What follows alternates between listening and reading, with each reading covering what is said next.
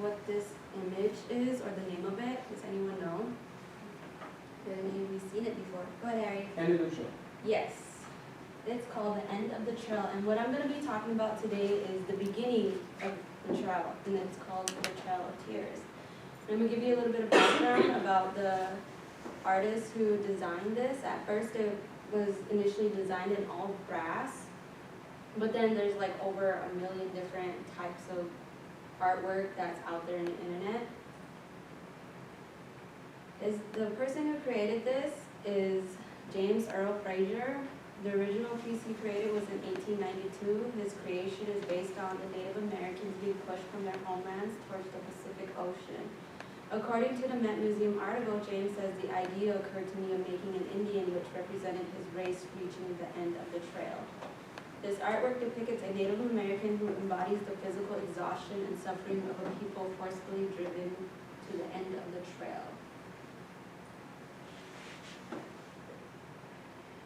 The Trail of Tears, the removal act of Native Americans. Introduction. Native Americans had rich, colorful cultures, language, and traditions. However, their way of life was interrupted by European explorers who called them Indians. What is the Trail of Tears? Let's see.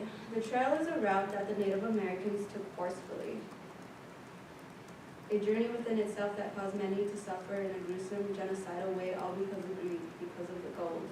In 1830, President Andrew Jackson signed a Congress bill known as the Indian Removal Act into law, which involved the removing of the tribes living east of the Mississippi River to a region west of the river. The demand for land had increased and the tribes were pressured to make room for the growing of the United States, forcing thousands of Native Americans to migrate from their homelands through harsh and severe elements.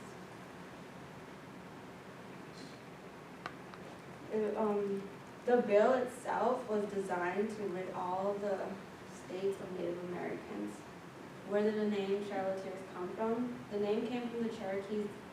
They named one of the most brutal genocides in the U.S. time in history as Trail Where We Cried. They were forced to move and walk over 800 to 1,000 miles on foot to the west. Death was very common, and the mortality rate of 18,000 for the Trail of Tears period. And when all of this happened, Andrew Jackson basically despised Native Americans. He really didn't believe that we could become civilized. There was a quote said by him calling the Indians useless and burdensome people and a race not admitted to be equal. The Native Americans loved the lands in which they lived on. As white settlers moved into the southeast and states, Native Americans fought to protect their homes and villages, signing treaties with the U.S. giving up lands in exchange for broken promises that they could live peacefully, yet those promises provided to be completely empty. Trail of Tears in 2010, that is said by Sue Van Hook. And there were 5 tribes that were affected greatly. The Cherokee tribe, the Cree tribe, or the Creek tribe, the Choctaw tribe, the Chickasaw tribe, and the Seminole. All of these I found on Google, and each tribe that I entered according to the Trail of Tears, this is what it all showed up individually.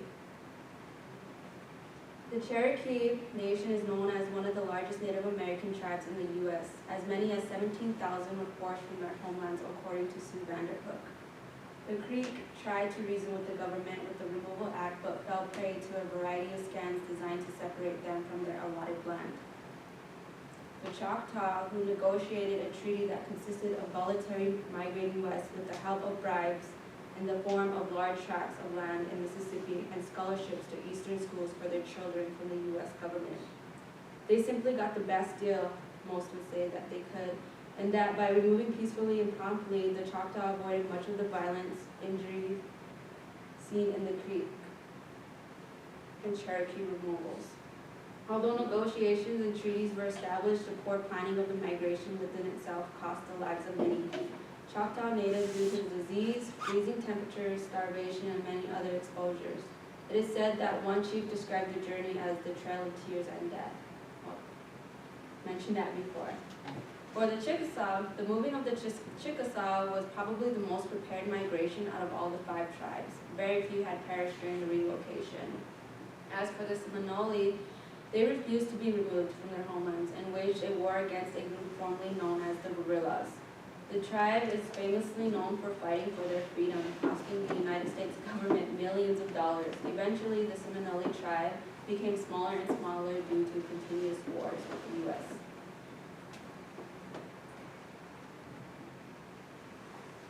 Here's a few of the some timeline, some, not all, but these are important dates. In 1830, that's when Congress, President Andrew Jackson, passed the Indian Removal Act.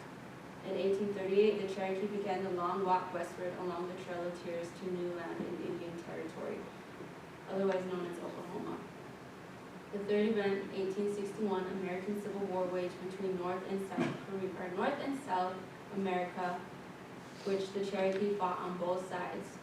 The first Cherokee that got the advantage to, voluntarily move, they basically got bribed with the best land allotment and stuff, and they chose to see the U.S. government and to help them fight against their neighboring Cherokees and stuff, along with other Native Americans. The fourth event, 1862, Congress passes the Homestead Act, opening lands owned by Native Americans to white settlers.